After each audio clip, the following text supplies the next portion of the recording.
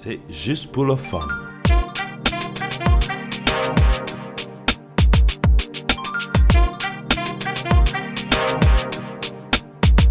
Avec Serge et Don Nathalie, juste pour le fun.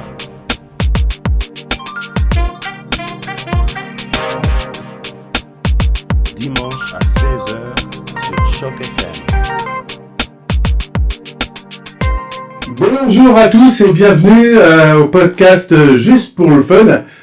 Je suis Serge Paul et on est content d'être ici sur Choc FM pour parler de création artistique et de processus de création. Je suis avec mon ami Don Nathalie qui est juste ici. Don, ça va bien? Bonjour Serge, bonjour tout le monde. Et on a l'honneur d'accueillir Guy Smag aujourd'hui. Comment ça va, Guy? Très bien, merci, c'est un grand plaisir. Excellent, excellent. Est-ce que tu peux te présenter un peu pour les personnes qui te connaîtraient pas, Guy? En tant que musicien, je suis chanteur d'un groupe qui s'appelle Welcome Soleil, ici à Toronto, depuis une dizaine d'années maintenant. Ok. Et j'écris des chansons depuis pas mal plus longtemps que ça, depuis 87 ou quelque chose comme ça. Donc, Un temps que les moins de 20 ans ne peuvent pas connaître. ouais, c'était dans le siècle précédent même que les premiers bébés sont sortis. Excellent. Tiens, d'ailleurs, à ce sujet-là, je vais poser la même question dans l'émission précédente. Les créations que tu as faites en 87, quand tu les réécoutes maintenant, tu te sens comment? Eh bien, imagine-toi donc notre groupe, on est allé en studio cet été pour enregistrer nos chansons puis faire notre premier album. Et 2 de mes chansons de cette période vont être sur cet album. Donc, elles survivent le temps, en fait, et j'en suis très fier. Ma première chanson que j'avais écrite est encore une chanson qu'on adore jouer en spectacle. Puis, ouais. Donc t'as pas de sentiment de gens qui se disent oh là là, qu'est-ce que c'est ce que j'ai écrit quand j'étais jeune, c'était gentil, mais c'est plus non, en fait, c'est très très d'actualité. En fait, j'avais choisi un thème qui parvient à travers les ans à rester très contemporain parce que ça s'appelait le mauvais mot, puis c'est un peu se mettre toujours les pieds dans les plats quand on parle, puis j'arrive à faire ça encore de façon très régulière. Alors cette chanson est toujours très d'actualité. Ton style ou votre style, c'est je lisais un peu sur Welcome Soleil, c'est folklore, non? Un peu. On va pas mal dans beaucoup de styles, alors on a un peu de difficulté à identifier un genre, mais je dirais en gros folk rock avec un peu de traditionnel mélangé là-dedans. Ok. Ouais. Donc j'allais demander quand ça vient à la création, est-ce que vous créez en voulant rester dans votre propre style, ou si il arrive de créer quelque chose et puis de se dire mais ça c'est pas vraiment style Welcome Soleil. Qu'est-ce que c'est? En fait, dans le groupe, on est 2 auteurs, compositeurs, interprètes, donc 2 qui écrivons des chansons, puis on n'a pas fait de collaboration encore comme de co-écriture de chansons, donc les chansons que moi j'ai écrites, dont on fait des arrangements en groupe. Donc, on a développé des arrangements qui sont, que même souvent des choses que moi, j'avais pas imaginé qui pouvaient arriver à ces chansons. Et la même chose avec Philippe, qui est mon comparse aussi, qui écrit les chansons. Lui, il les emmène, puis à ce moment-là, on les travaille ensemble, mais disons que la fondation est déjà là. Ouais. On n'a pas encore essayé de faire un processus créatif à plusieurs. Ouais. Intéressant. Mais c'est toi l'instigateur des chansons ou C'est à peu près 50-50 entre les deux. Ouais. Comme sur notre CD, il va y avoir la moitié des chansons sont les miennes, la moitié des chansons sont celles de Philippe. Ouais. Et ça a été instauré de quelle façon? Est-ce que c'est arrivé par la force des choses? Parce que les autres étaient plus des musiciens que des auteurs, entre guillemets? Ou parce que ça fait partie du processus créatif, ça veut dire tiens, qui fait les chansons, qui les fait pas? Est-ce que c'est déjà arrivé que les 2 autres jumeaux, ils sont jumeaux si je me souviens bien, ils ont dit hey, vous savez, tiens, on a une chanson qui nous botte. Pour les reprises, parfois ils amènent des suggestions, ouais. Mais rarement on les adopte.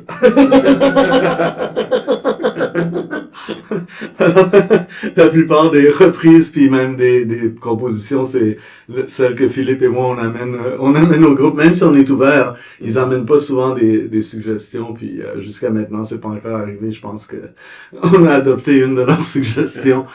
Mais tu sais, c'est intéressant quand on écrit une chanson, on sait jamais s'il y a quelqu'un d'autre qui va aimer ça. Donc c'est Oui. on le fait parce que c'est ce qui sort de nous, puis ce que moi j'écris, c'est parce que j'ai besoin de l'écrire à ce moment-là. C'est comme un outil de thérapie personnelle, des fois, de pouvoir externaliser quelque chose qui est à l'intérieur. Et l'important d'abord, c'est d'en être content soi-même de ce que c'est. Ensuite, est-ce que d'autres personnes vont aimer ça? Ben, on espère toujours, mais donc moi, je jouais mes chansons avant, et quand j'ai rencontré Philippe et ensuite les autres, eux, ils pratiquaient déjà ensemble, ils faisaient déjà de la musique sous d'autres noms et tout ça avant, et j'étais très intimidé. Alors, à un moment donné, j'ai proposé de jouer une de mes chansons, et je savais pas où ça allait aller, puis là, ils ont aimé ça, alors ils ont comme embarqué, puis moi, ben, j'étais content de voir que c'était assez bon pour que d'autres musiciens soient intéressés à jouer avec moi, puis ouais, fait que c'est un peu ça le processus, je pense. Et est-ce que ton processus est différent si tu chantes juste pour Guy ou si tu chantes juste avec Bonjour Soleil? Est-ce qu'il y a des chansons qui te veulent te dire, bon, ça c'est pour moi, ça c'est pour Bonjour Soleil? C'est un peu pour revenir sur la question que disait en fait Don tout à l'heure. Est-ce qu'il y a des chansons qui sont pas folles, qui sont pas pour Bonjour Soleil? Ben, comme on est un groupe à quatre, puis les quatre on chante, parfois il y a des chansons où ça va plus vers une interprétation individuelle. Alors, j'ai pas vraiment le goût d'amener une chanson comme ça au groupe.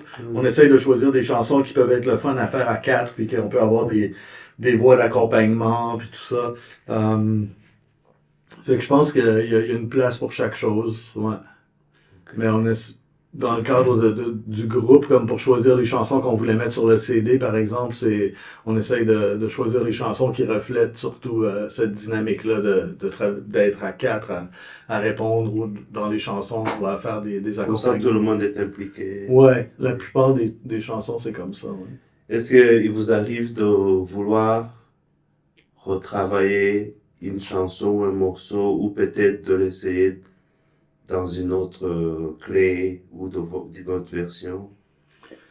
C'est toujours un processus en évolution, hein, jusqu'à ce qu'on décide même quand on a décidé de le faire un produit final sur un CD par exemple, ou un enregistrement. Après, ça peut continuer à évoluer aussi, mais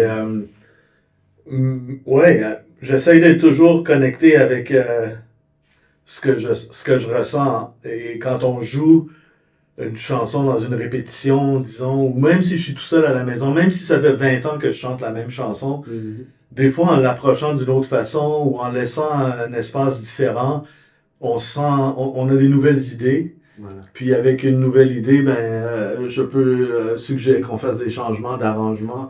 Au niveau de tonalité, en fait, ça m'arrive encore régulièrement de revisiter des chansons puis de me dire j'ai l'impression que je chante un peu trop bas dans cette chanson-là. Okay. Et je devrais l'essayer un ton plus haut. Et puis, ça fait une grosse différence, mais des fois, on n'y pense pas. Et puis...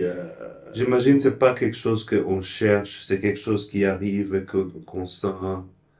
On va pas dire il y a cette chanson que j'aimerais retravailler, puis on l'écoute juste pour le but de la retravailler. Oh non, oui. Non. Oui. C'est plus un processus d'évolution, je pense, ou même pendant une pratique, ou si j'écoute un enregistrement d'une pratique ou d'un spectacle, je vais me dire tiens, il me semble qu'il y a quelque chose qui manque ici, ou on devrait avoir un peu plus d'intensité à telle place, ou là c'est pas assez fort, ou c'est trop fort.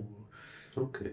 En fait, essayer de créer des contrastes pour rendre la musique plus intéressante à écouter aussi, parce que si c'est toujours la même chose, on perd l'intérêt. Ou à jouer, si peut-être il y a trop de répétitions et tu veux une petite un son différent. Toi, t'es le maître des répétitions. Bien joué. Bien joué. Est-ce que les répétitions, d'ailleurs, ça peut arriver dans une de tes chansons parce que ça nécessite? C'est vrai que Don, dans sa façon de faire les chansons, c'est son style. Il voit ça comme ça. Est-ce que Bonjour Soleil, tiens, il y a une chanson qui... Welcome Soleil. Welcome Soleil, pardon. Qui mérite qui mérite une répétition ou c'est pas venu, pas forcément? Comme de rejouer une même chanson 2 fois. Non, je veux dire, tu sais, Plus le concept de la répétition, même. dans la chanson elle-même. Oui. Tu sais, parce que Don, voilà, il va répéter plusieurs phrases, plusieurs fois dans ses chansons. Est-ce que il y a des chansons qui sont sorties comme ça ou pas du tout, en fait? Non, je veux dire, il y a les refrains et tout ça. Ouais. Dans ce sens-là, il y a beaucoup de répétitions régulièrement, mais parfois il y a des chansons où, en tant qu'auteur, compositeur, on peut faire des clins d'œil entre des chansons. Mm. Alors j'ai une chanson qui s'appelle Dur de rester poli, Ouais. mais j'ai une autre chanson qui s'appelle Y laisser ma peau, puis là-dedans, je parle d'une situation où j'étais mieux de rester poli. Ah. Alors, j'ai réutilisé les mêmes paroles, ça fait un petit clin d'œil à l'autre chanson. Tu sais. Donc c'est une répétition disons, de l'image, Ouais, du thème aussi. du lyrique, de la parole. Au lieu de faire la répétition dans la chanson, tu répètes quelque chose que tu as déjà chanté avant. Ouais. Oh, c'est cool. Mais avec avec l'opposé du sens, dans le sens que dans une chanson, c'était dur de rester poli, puis dans l'autre chanson, c'est je suis mieux de rester poli. Ah, Pour, ok, oui. pour pas y laisser ma peau. Ah oui. Je crois que c'est les deux chansons que j'ai entendues le plus souvent quand je t'ai entendu chanter. Et merci de les avoir mentionnées parce que c'est souvent les chansons que je chante dans ma tête en fait. Ouais. C'est des bons vers d'oreille. Et parfois je me dis, tiens, ah oui, ça c'est Guy qui chante ça. Ah, Non, c'est vraiment excellent. il va falloir que tu te procures notre CD alors. Ben, je crois que je l'ai déjà. Mais il n'est pas encore sorti. Non, pas celui-là. Non. Il y en a un ancien, non? Il n'a jamais eu? Si. Non, comme ça fait 10 ans qu'on joue, je me disais, oui, on devrait sortir notre premier album puis l'appeler la version remasterisée de l'album original. Qui a jamais Qui est dit. très rare, qui est très dur à trouver. Il y a À moins que 10 ans. Serge vous a piraté. Non, c'est ça.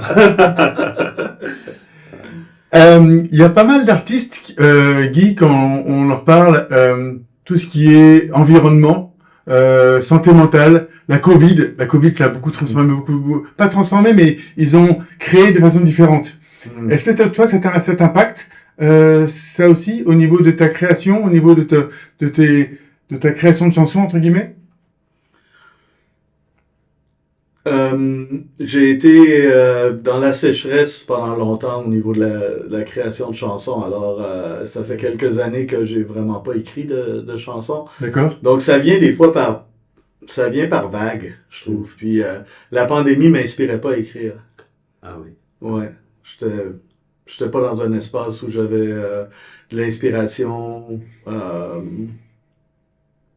Ouais, il y avait trop de choses qui se passaient en même temps. On était pris dans un genre de truc bizarre. Ouais. Là. Donc, j'ai pas écrit pendant ce temps-là. Mais ce que je fais, par exemple, j'ai parfois des inspirations de thèmes. Puis quand Ouais. je pense à un thème où il y a une phrase que j'entends quelqu'un dire, où je me dis, ah, ça c'est une formule intéressante, je devrais explorer ça. Alors, dans mon téléphone, j'ai une note où j'ajoute, tu sais, j'écris ces mots-là, puis je me dis, bon, ben, quand je veux m'asseoir pour me mettre du temps à composer, ben, j'ai déjà toute une liste d'idées.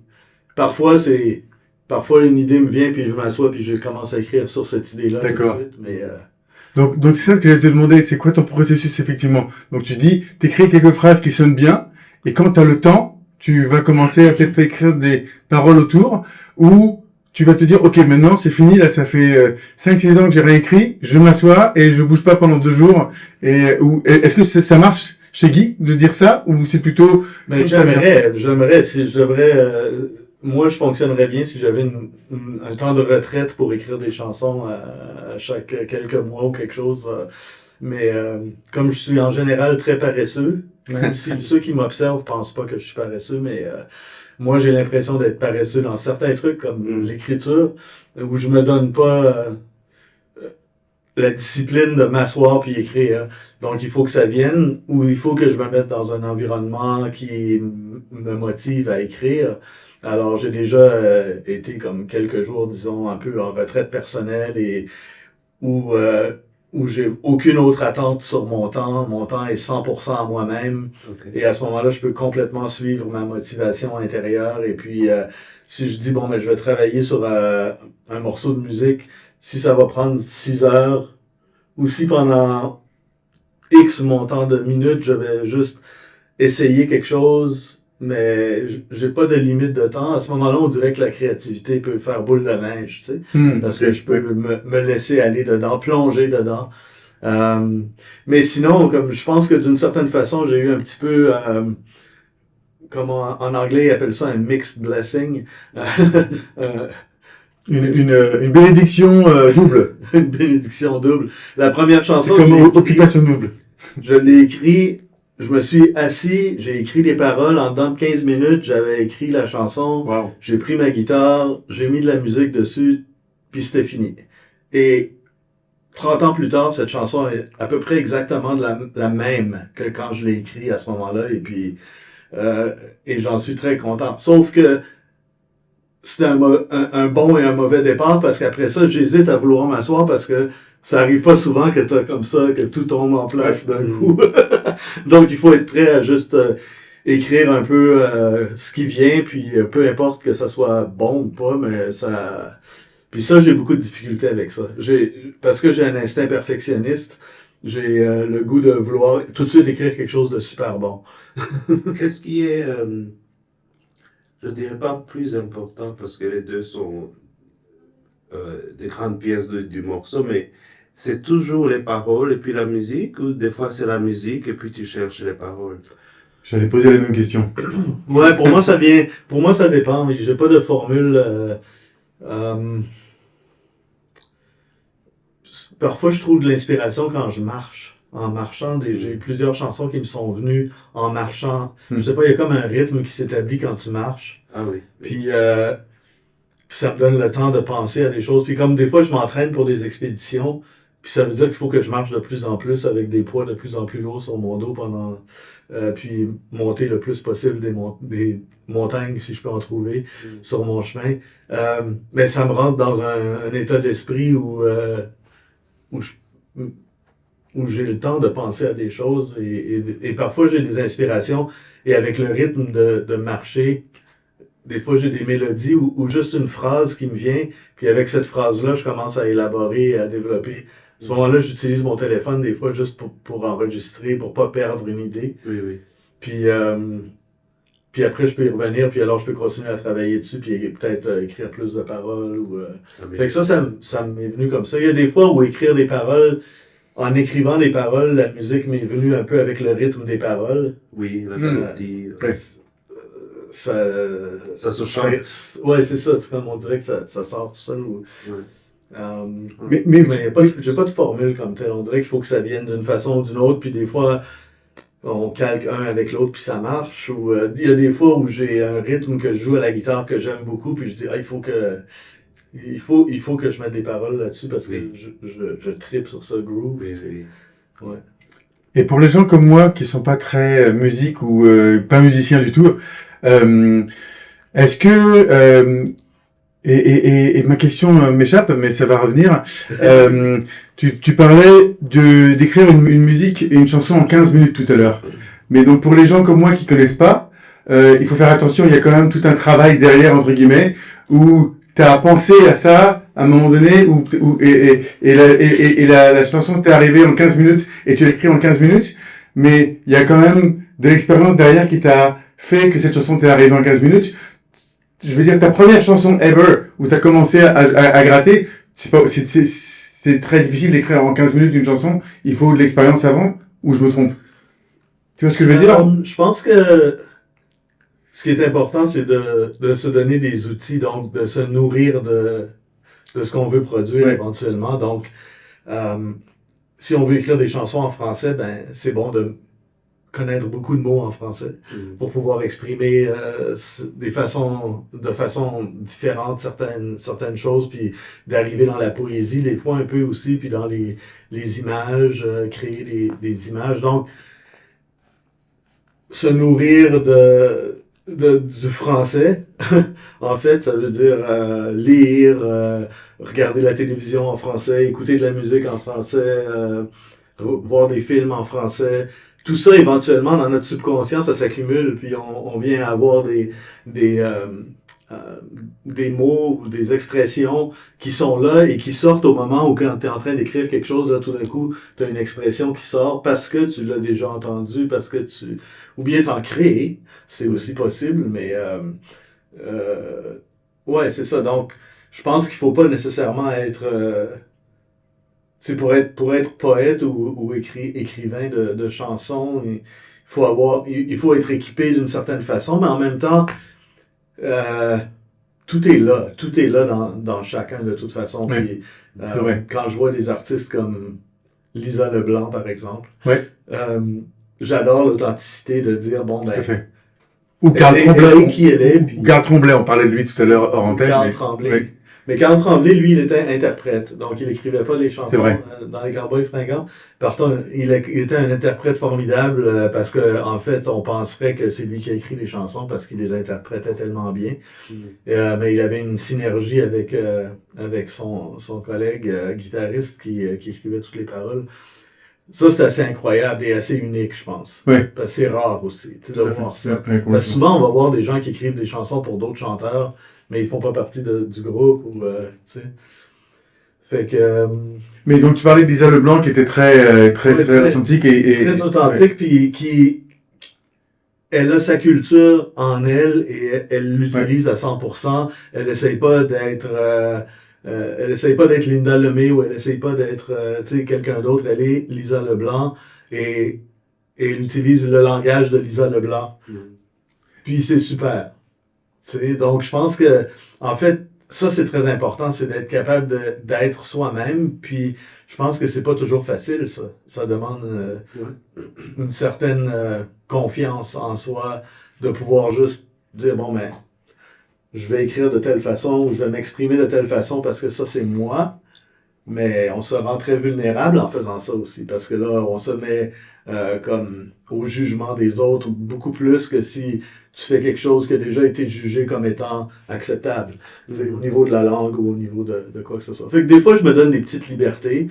Des fois, je regrette un peu si je fais ça, parce que, comme je dis, à cause de mon sentiment peut-être de perfectionniste, euh, je veux que quand j'écris dans un français qui est assez bon. En même temps, des fois, je me donne un petit peu de liberté, puis je me dis, bon, ben, ça marche au niveau de la poésie puis de la rythmique, puis c'est peut-être pas du français parfait, mais ça marche, puis je vais le laisser. et d'ailleurs au niveau de la création, quand on est perfectionniste, quand c'est que tu te dis c'est bon, la chanson est finie, ou tu dis non, je peux encore travailler là-dessus. Ça, c'est dur parfois. Il y a des fois où je dois juste accepter que, ouais, c'est peut-être pas aussi bon que j'aimerais que ça soit dans ma tête à moi. Ça, c'est pas le jugement des autres. Mais éventuellement, je me dis, j'ai pas d'autres idées, je sais plus quoi apporter. Je dois dire que c'est fini. Mais, pardon, mais à ce moment-là, ça t'est jamais arrivé d'appeler ton ami, dire voilà, j'arrive pas à finir cette chanson, qu'est-ce que tu penses? Ça m'est pas encore arrivé.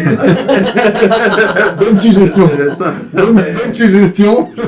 Philippe, si tu nous écoutes. Et on parlait tout à l'heure de ta première chanson. Mhm. Et je voulais même te demander avant ça, la première fois que tu as pris une guitare, ou est-ce que la guitare c'était ton premier instrument? Comment s'est construit cette relation avec toi et ta guitare? Mhm. Donc, c'était pas mon premier instrument, mais j'aurais voulu que ça soit mon premier instrument. Donc, quand j'étais plus jeune, j'avais peut-être, je sais pas, 12 ans ou quoi, je voulais apprendre la guitare. Alors, mes parents avaient fait venir le professeur de musique d'une école de musique, et puis il avait dit à mes parents, ouais, mais Guy, ses doigts sont un peu trop courts, il devrait pas jouer de la guitare, bon, il devrait se mettre à l'accordéon. Alors T'as été voir ce gars-là, là, maintenant? Non? T'as été le voir Alors j'ai joué un peu d'accordéon, puis ça a pas vraiment cliqué après un an, j'ai comme laissé tomber. À l'école, ensuite, j'ai appris un peu à jouer de la trompette, puis éventuellement, j'avais 16 ans, puis je me suis dit, je m'en fous de la longueur de mes doigts. Moi, je vais apprendre à jouer de la guitare. J'avais un ami qui jouait des chansons, puis j'étais tellement impressionné par ça, de voir qu'il pouvait mettre ses doigts sur des cordes, puis avec l'autre main faire d'autres choses, puis chanter des chansons que je reconnaissais, puis je trouvais ça tellement cool. Ouais. Alors, je me suis dit, non, je veux apprendre à jouer de la guitare. Alors, je suis allé m'acheter une guitare, puis j'ai pris des cours en groupe. Et ça m'a donné les bases. Donc, à un moment donné, tu as juste besoin de certaines bases. Tu n'as pas besoin d'être comme un super guitariste, mais au moins d'avoir le sens du rythme, puis d'avoir quelques accords. Mhm. Après ça, tu peux écrire plein de chansons. Déjà, tu as des outils avec lesquels travailler, tu sais. Ouais. Et donc, moi, celui qui m'avait inspiré au début, c'était Paul Piché. Paul Piché, c'est un des premiers qui m'a fait comme traverser la frontière de passer à faire des interprétations de chansons anglaises, à décider, mais en fait, je vais essayer de faire des chansons en français et des interprétations comme de chansons en français. Puis avant, je trouvais que c'était la musique de mes parents, tu sais. C'était quétaine, la musique en français, c'était pas cool. Mais je pense que comme beaucoup d'adolescents. Hein? Comme beaucoup d'adolescents, en fait. Hein. Ouais, je m'étais enregistré à jouer mes chansons que je chantais en anglais, puis quand je m'écoutais, je me disais, mais c'est pas possible, j'ai un accent français en anglais, tu sais. Ça, c'est pas cool. Je sais que si je chante en français, j'aurais pas ce problème. Je comprends ça aussi. Et alors, pendant longtemps, j'ai comme arrêté complètement de chanter en anglais. Puis je me suis juste dédié à la chanson en français. Au début, surtout des interprétations, puis éventuellement... En fait, je pensais jamais écrire des chansons, parce que ça m'intimidait beaucoup aussi. Parce que j'avais beaucoup d'admiration, et j'ai encore beaucoup d'admiration pour des gens qui écrivent des bonnes chansons. Ou, en fait, n'importe qui écrivait des chansons, je me disais, waouh, c'est quand même assez miraculeux d'arriver avec quelque chose qui... Tu peux chanter, jouer avec une musique et tout, puis...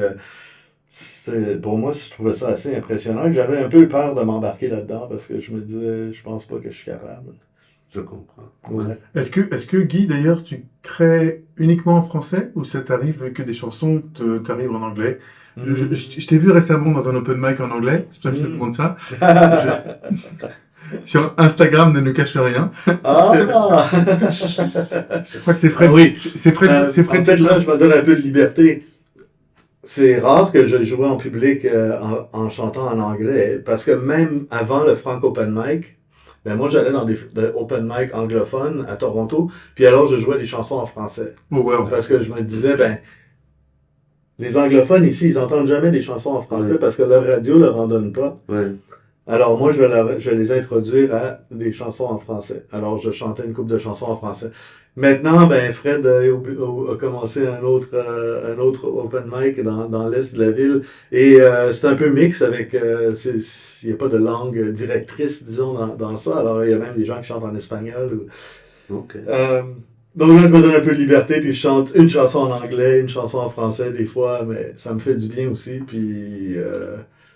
mais sinon, maintenant que je commence j'ai plus cette barrière-là, puis je recommence à apprendre des chansons en anglais que j'aime jouer, mais je n'écris pas en anglais, non. Jusqu'à maintenant, j'ai pas écrit de chansons en anglais. Mais ça, c'est quelque chose que tu t'es imposé, entre guillemets, ou tu sais... Ça me vient pas. J'ai pas d'inspiration à écrire. Jusqu'à maintenant, j'ai pas eu une inspiration. Ça pourrait que ce soir, en retournant chez moi, j'ai une inspiration d'écrire quelque chose en anglais, mais jusqu'à maintenant, ça me vient en français, puis j'ai plus le goût de faire en français aussi. Ouais, je comprends. Ouais.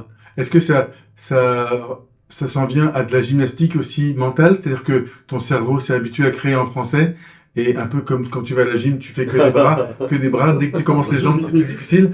Mais c'est ça. Tu vois, le cerveau est plus habitué à créer en français? Tu vois, je vais pas assez au gym non plus, mais... Alors, je pourrais pas dire que mon cerveau a fait assez de gymnastique pour qu'il ait cette chose, mais pour moi, mon français, c'est, même si je travaille en anglais et je vis à Toronto depuis à peu près 30 ans, je sens ma culture francophone est toujours là dans ma C'est vie. ça que de j'allais tous dire. les Ta jours. voix intérieure, c'est en français. Oui. Justement, une question pour toi. Est-ce que quand tu rêves, c'est en français ou en anglais? Je suis tellement fatigué quand je rêve.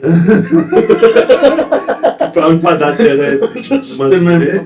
Je pense que c'est surtout ça en français, je pense. Parce que je me souviens qu'un de mes professeurs, parce que j'étudiais les langues, il nous disait, tu peux apprendre une langue, tu peux lire tout, tu peux passer les tests, mais tant que tu n'as pas fait un rêve dans cette langue, en fait, c'est comme si ton cerveau n'a pas fini de downloader ce programme.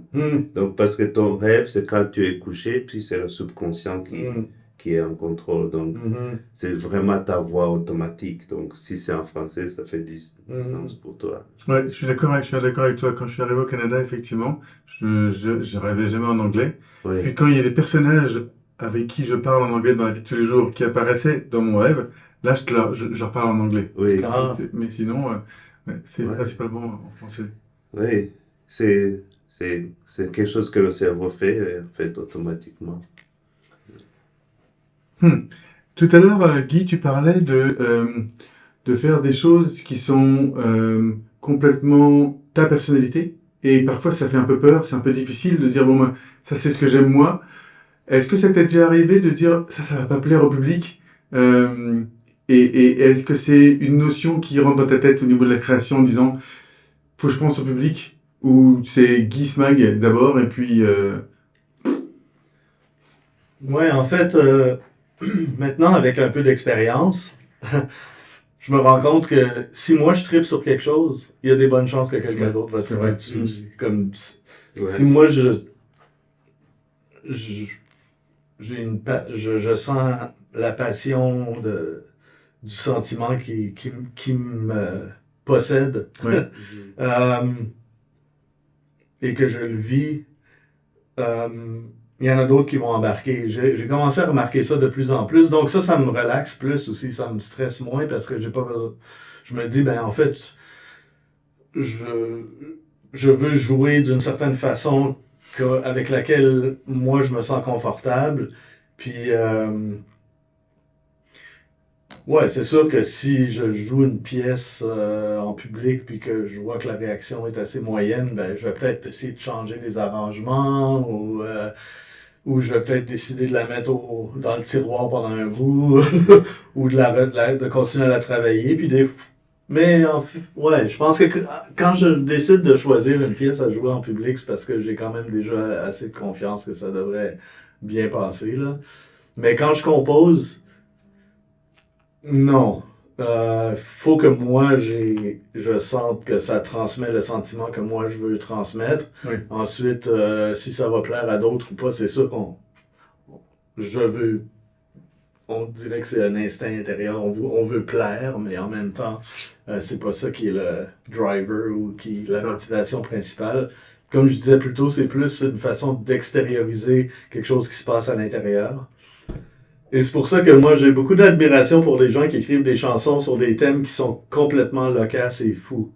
Parce que moi, j'arrive pas à décider d'écrire une chanson sur, disons, je sais pas moi, ton turtleneck jaune ou quelque chose. Je saurais pas quoi écrire. Mais quand j'écoute des groupes comme les Trois Accords ou des groupes comme ça où je vois Damien Robitaille, par exemple, il a des façons de pouvoir prendre des thèmes loufoques puis juste faire des super bonnes chansons avec. C'est comme wow, ça m'impressionne beaucoup. Mais Moi, on dirait qu'il faut que je sois dérangé par quelque chose. Ouais. Soit que c'est un sentiment d'inconfort par rapport à une relation humaine ou un sentiment de frustration, En fait, c'est comme une réaction. Tu dis, j'ai écrit cette chanson parce que ceci est arrivé, parce qu'un ami m'a fait mal, j'ai écrit une chanson sur quelque chose. Donc, c'est pas comme si tu es assis, tu dis, j'ai jamais entendu une chanson sur la trahison amicale et je vais écrire. Donc, ça vient parce que tu as vécu quelque chose, c'est ça. Ouais, surtout, ouais. Mes chansons sont beaucoup... ils ont beaucoup d'aspects biographiques dedans, d'une certaine façon comme ça.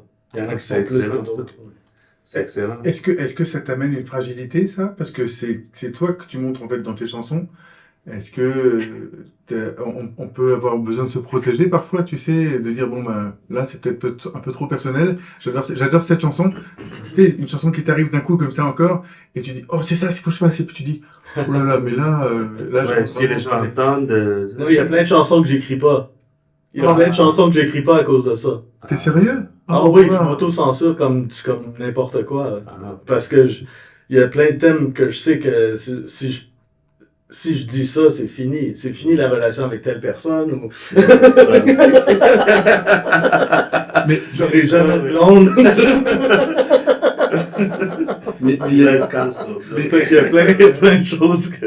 mais il y a des façons de le dire peut-être qui font que les personnes en question ne vont pas se sentir visées entre guillemets, ou c'est de tourner, de parler de fleurs quand tu veux parler d'une dame. ouais, c'est ça. Ça fait tout partie d'écrire des chansons. C'est ça qui est intéressant, d'avoir les métaphores et tout ça. Mais pour moi, il faut que ça vienne un petit peu comme naturellement, puis j'ai pas besoin de trop y penser. Il faut que ça vienne de soi-même, Mais donc, il n'y a jamais de chanson où tu te dis, je peux pas le faire, mais ça te frustrait en disant, j'ai vraiment envie de la faire. Tu sais, de ce que tu viens de dire, là, j'ai l'impression que tu dis, oh, cette chanson, il faut que je la fasse. Non, je vais pas la faire.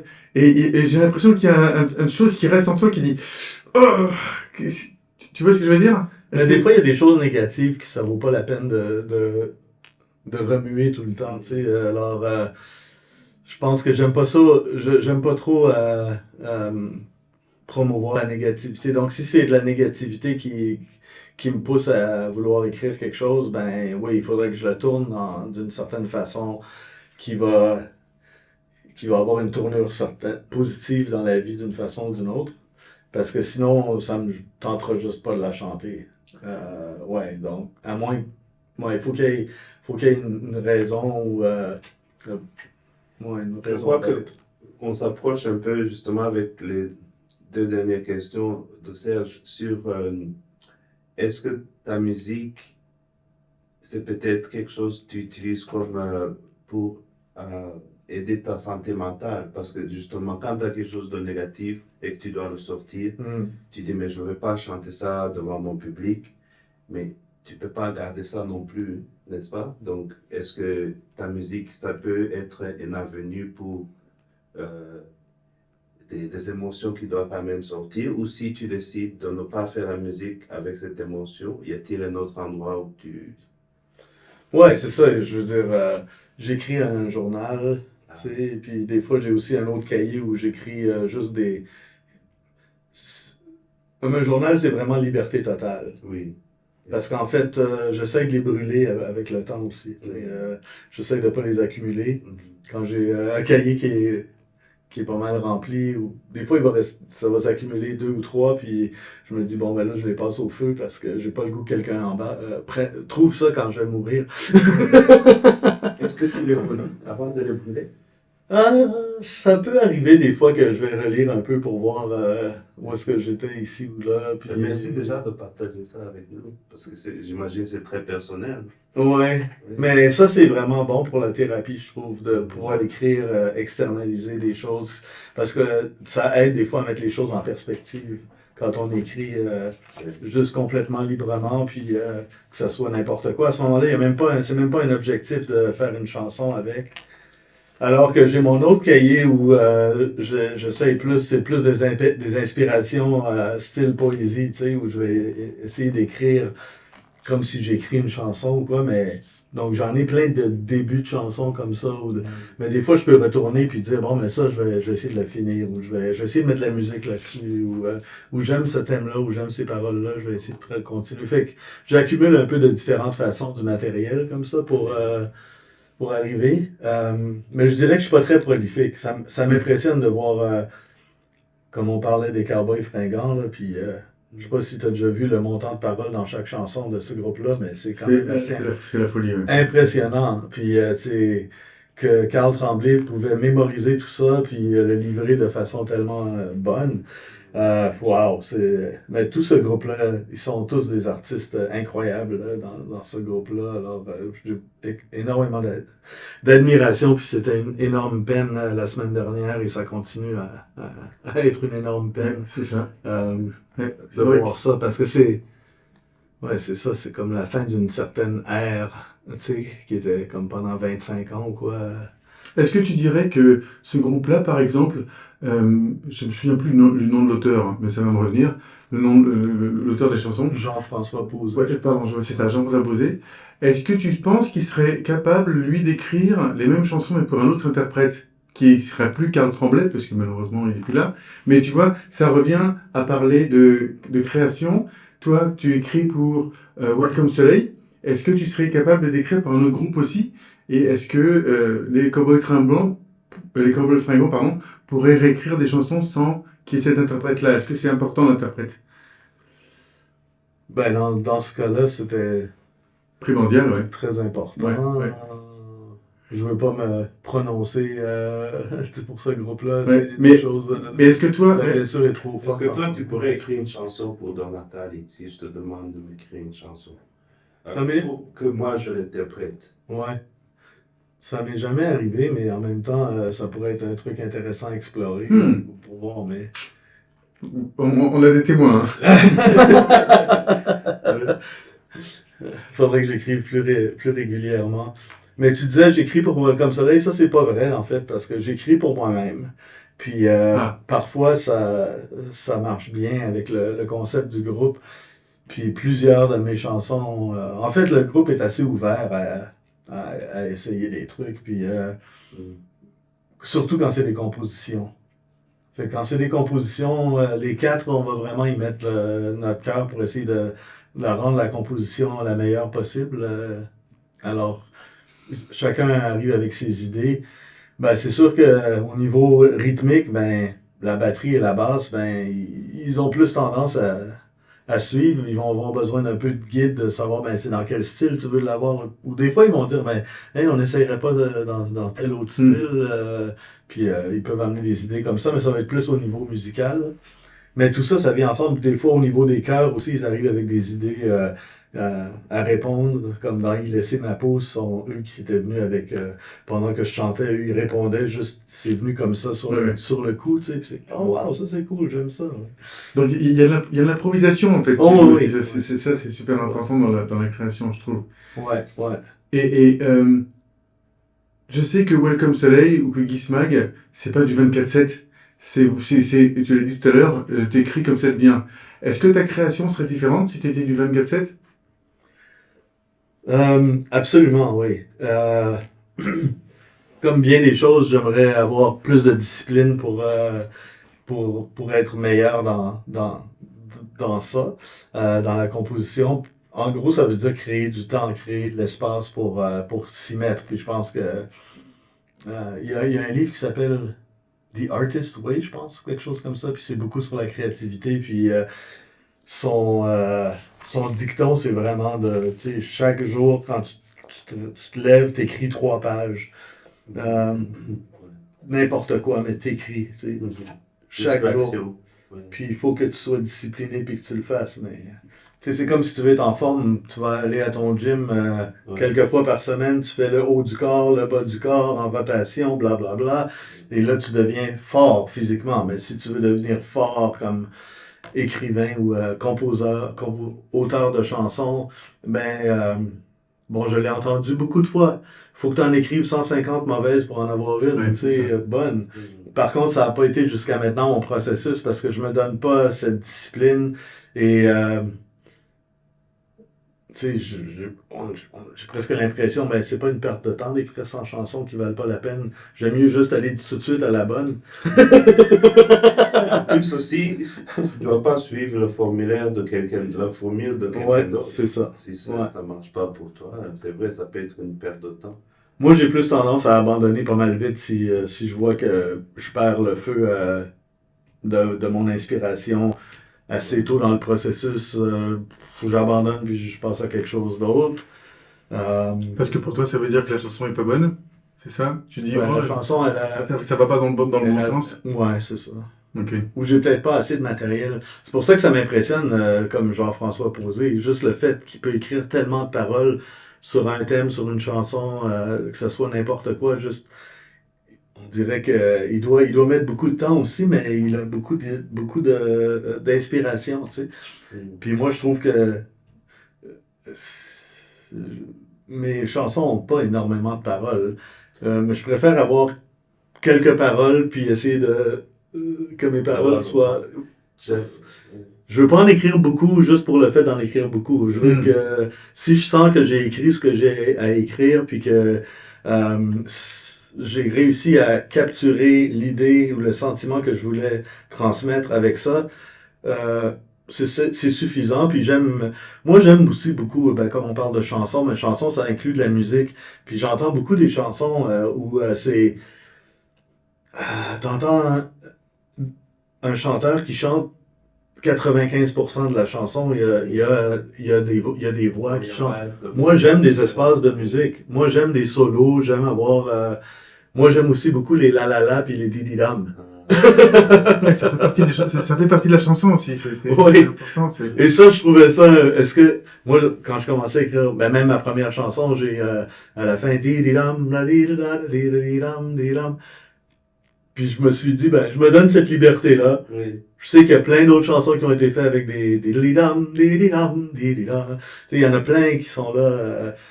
Je me dis, mais pour moi, ça, c'est des chansons que j'aime. J'aime les chansons qui ont ça dedans. Alors pourquoi je ne mettrais pas ça dans ma chanson aussi? Je trouve que tu as comme une sagesse dans tes paroles. Par exemple, une de mes préférées, celle qu'on a dit, dur de rester poli. Oui. Ça vient d'un point de vue où c'est dur de rester poli, mais tu veux comme rester poli, ou tu parles peut-être d'une leçon sur la société ou d'une réflexion. Est-ce qu'il y a eu une évolution où tu étais peut-être moins sage dans ton écriture, où tu posais peut-être plus de questions au lieu de donner une réflexion?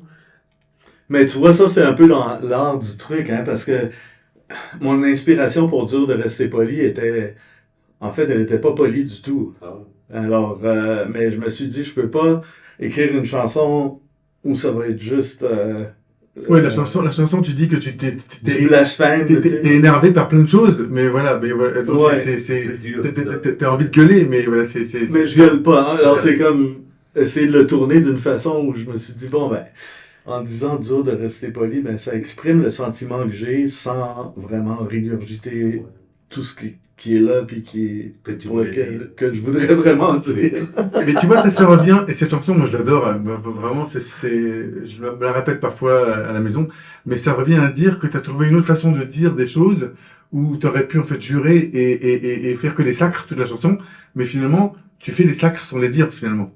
Donc c'est ça, cette sagesse. Est-ce qu'elle était toujours là dans ton écriture? Ou est-ce que tu trouvais toujours le meilleur moyen de dire quelque chose? Ou est-ce qu'il y avait un moment où, voilà, Guy, il te disait ce qu'il a à dire? Voilà, ça Non, puis en fait, je pensais justement, hier, j'entendais... Il parlait d'un artiste ou de quelqu'un de très connu qui sacre jamais. Puis il disait, lui, quand il parle ou quand il chante dans ses chansons, il sacre jamais. Il n'y a jamais de F-word ou quoi que ce soit. Puis ça, je pense que ça prend une certaine sagesse, effectivement. Oui. Parce que on dirait que en utilisant des blasphèmes, on a comme un sentiment immédiat de ça nous fait du bien, mais en même temps, moi j'ai aussi immédiatement un sentiment de ressentiment. De dire, ouais, mais maintenant, c'est comme j'ai utilisé tous les outils, là, il n'y a plus rien. Maintenant c'est vide. Alors que si on a un peu de retenue, puis qu'on trouve d'autres façons de tourner, des fois c'est plus fort encore.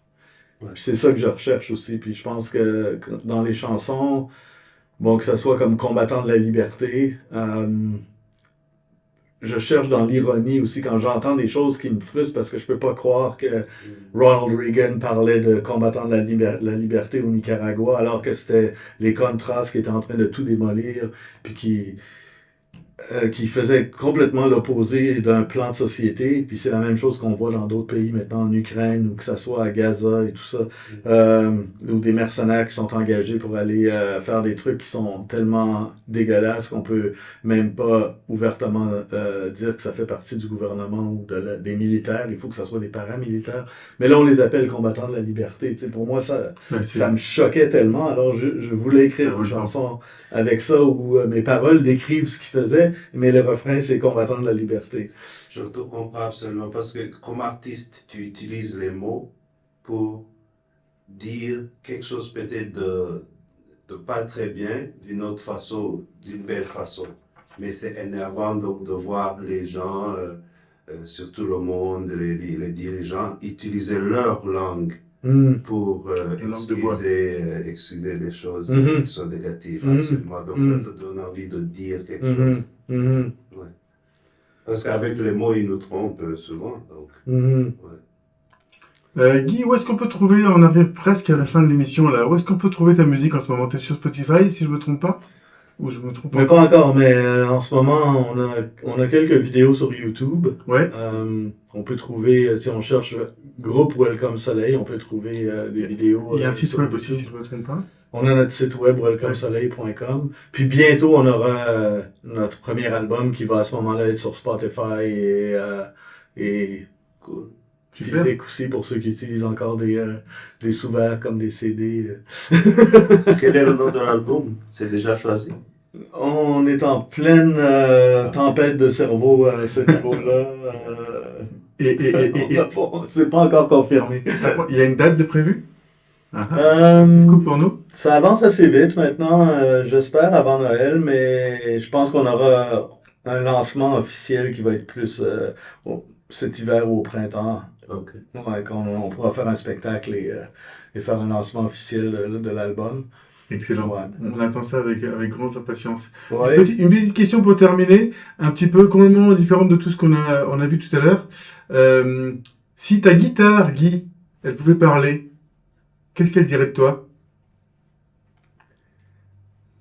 Elle dirait, Guy, j'aimerais ça que tu me joues en public aussi bien que tu me joues quand t'es tout seul. Elle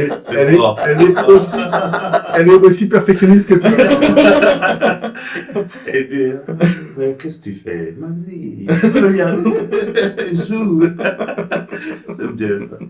Excellent, excellent. Merci beaucoup, Guy. J'espère que tu as passé un bon moment. C'était juste pour le fun. Ouais, Et grand que, plaisir. écoute, on voulait, je te dis, avec Don, on a beaucoup parlé de création artistique. On s'est dit, il faut qu'on partage ça avec tout le monde. Et puis, là, on a vu ta passion. On a vu ce que tu exprimais et vraiment que on t'a pas tiré les verres du nez, quoi. Il y a des fois, je disais, bon, il faut poser une question parce que ça fait 5 minutes qu'il parle. Non, mais vraiment, c'était super. Merci beaucoup pour avoir partagé ce processus créatif. Parfois, on n'y pense pas à notre processus créatif non plus. On le vit comme on le vit. Donc, j'espère que ça t'a pas trop fait des tempêtes de cerveau non plus, de penser à ça et de l'analyser finalement. Mais Non, ça fait juste me rappeler que je devrais m'y remettre. Est-ce que pour toi, tu aimes faire des interviews, des conversations? Ça te dit? Il y a des artistes qui n'aiment pas ça. Pour toi, c'est comment? Ouais, moi j'aime bien explorer tous les différents aspects d'être un artiste et de partager et avec d'autres amis qui font partie de la famille francophone ici à Toronto, c'est encore un grand plaisir. Ben, en tout cas, merci beaucoup, Guy, d'être avec nous sur ce podcast juste pour le fun, sur Choc FM 105.1, la radio francophone de Toronto. Et vous allez le retrouver aussi sur YouTube. Et on va pouvoir voir la belle casquette de Guy. Si vous écoutez ça en audio, ben, vous allez la rater. Mais merci beaucoup. Et puis, à très bientôt, Guy, pour le prochain album, donc en 2024. Bonne continuation. Merci à vous deux. Merci. Hop.